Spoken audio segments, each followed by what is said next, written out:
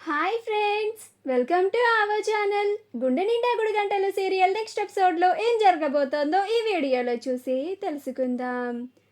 భార్యలకి దొరికిపోయిన మొగుళ్ళు, అసలేం జరిగింది అని తెలుసుకోవడానికి ఈ వీడియోని స్కిప్ చేయకుండా ఎండ్ వరకు చూసేయండి. మనోజ్, బాలు, రవిలు ముగ్గురు మేడ పైన పడుకొని వాళ్ళ చిన్ననాటి విషయాలన్నీ గుర్తు చేసుకుంటూ చాలా సంతోషంగా గడుపుతూ నవ్వుకుంటూ ఉంటారు.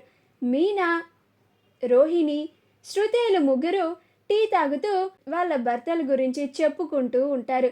అలా వీళ్ళు కూడా మాట్లాడుకుంటూ ఉంటారు. అప్పుడే మనోజ్, బాలు, రవిలు ముగ్గురు కితకితలు పెట్టుకుంటూ నవ్వుకోవడం మీనా, రోహిణి, శృతిలకి వినిపిస్తుంది. అది విని శృతి, చూసారా, మనం లేకపోయేసరికి వాళ్ళు ముగ్గురు ఎంత బాగా ఎంజాయ్ చేస్తున్నారు, కానీ మనమేమో వాళ్ళు మనం లేకపోతే చాలా ఫీల్ అవుతూ బాధపడుతూ ఉంటారేమో అని పిచ్చి భ్రమలో బ్రతుకుతున్నాం. మనమే పిచ్చి వాళ్ళం, వాళ్ళు బాగానే ఉన్నారు, చూడండి ఎంతలాగా ఇకలు పక్కపక్కలు వినిపిస్తున్నాయో అని అంటుంది.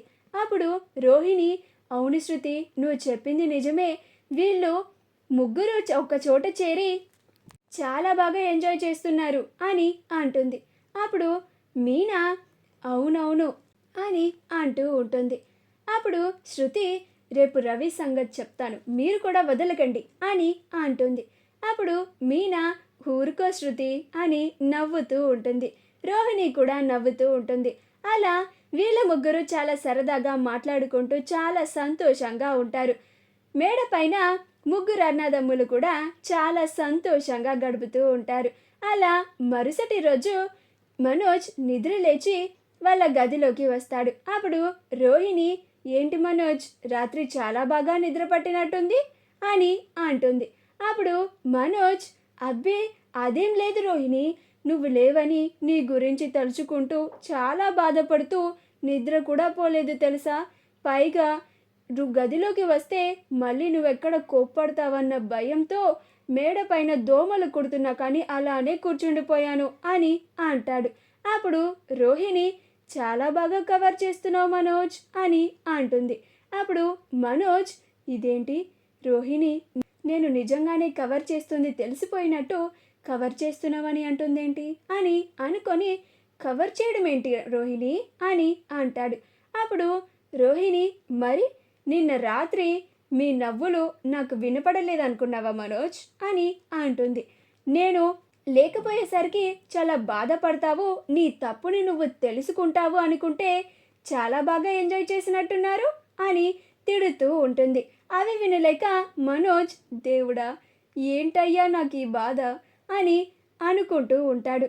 సేమ్ అలానే బాలు కూడా చాపని తీసుకొని వాళ్ళ గదిలోకి వస్తే మీనా, ఆగండి, నిన్న రాత్రి చాలా సంతోషంగా గడిపినట్టున్నారు అని అంటుంది. అప్పుడు బాలు, అదేం లేదు మీనా, నువ్వు నాతో మాట్లాడడం లేదు కదా, నిన్ను ఎలా మెప్పించాలా, నీతో ఎలా మాట్లాడాలా అని ఆలోచిస్తూ కూర్చుండిపోయాను అని అంటాడు. అప్పుడు మీనా, చాలా ఆపండి, మీకు అబద్ధాలు చెప్పడం రాదు అని అంటుంది. అప్పుడు బాలు, ఇదేంటి మీనాకి మొత్తం తెలిసిపోయినట్టు ఇలా మాట్లాడుతుంది అని అనుకుంటూ ఉంటాడు. అలా మీనా పురాణం అంతా ఎత్తుకొస్తూ ఉంటుంది. అప్పుడు బాలు అవి వినలేకపోతూ ఉంటాడు. రవి కూడా చాపని తీసుకొని వాళ్ళ గదిలోకి రాగానే శృతి, ఏంటిది రవి, నేను మా అమ్మ వాళ్ళు టికెట్స్ ఇచ్చారు, ట్రిప్కి వెళ్దామంటే నాతో అంతలాగా గొడవపడి పైకి వెళ్ళి మీ అన్నయ్యలతో ఇకలు పక్కపక్కలునా, నాతోనేమో గొడవలా అని అంటూ ఉంటుంది. అప్పుడు రవి, అమ్మో, ఈ శృతి మా అన్నయ్యలు మేము చాలా సరదాగా నవ్వుకుంటూ గడిపినవి చూసినట్టుంది, ఇప్పుడు ఈ శృతి నుంచి ఎలా తప్పించుకోవాలి దేవుడా అని అనుకుంటూ ఉంటాడు. మా వీడియో కనుక మీకు నచ్చినట్లయితే లైక్ చేయండి, షేర్ చేయండి, మా ఛానల్ని సబ్స్క్రైబ్ చేసుకోండి, పక్కనే ఉన్న బెల్ ఐకాన్ని క్లిక్ చేయడం మాత్రం మర్చిపోకండి.